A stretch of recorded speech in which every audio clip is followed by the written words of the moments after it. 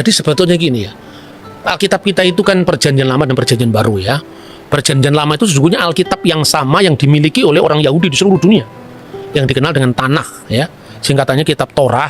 Torah itu kelima buku Musa itu, kemudian kitab nabi-nabi dan tulisan-tulisan suci yang lain yang diawal dari Mazmur, dikenal dengan Ketubim. Makanya Yesus mengatakan seperti yang tertulis tentang anak manusia dalam kitab Taurat Musa, dalam kitab nabi-nabi dan dalam Mazmur. Karena Mazmur itu dalam sistematik kuno itu buku pertama dari Ketubim, yaitu tulisan-tulisan lain selain Nebiim dan Torah. Nah, itu Taurat yang sama.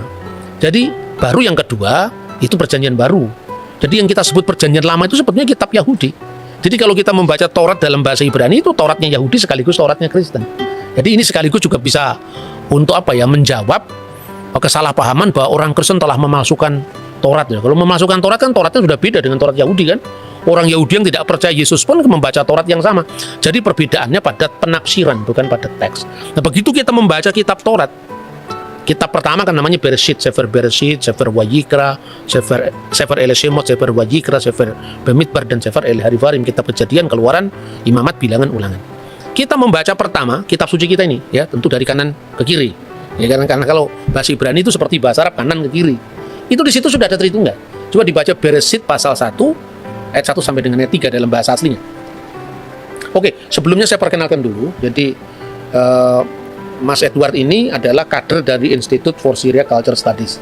Itu lembaga pelayanan yang memang mengkaji tentang kekristenan Timur ya, dengan kekristenan Timur itu supaya kita tidak kehilangan akar sejarah kita.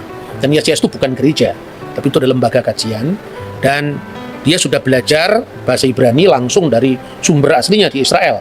Ya, Israel Institute of Biblical Studies.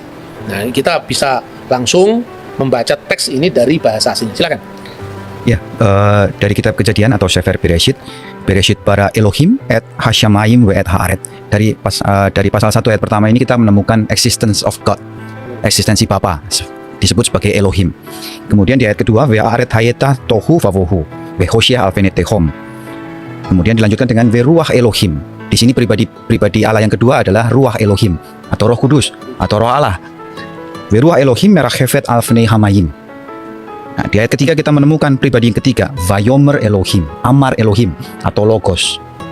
Berfirmanlah Allah, Yehior, Vayehior.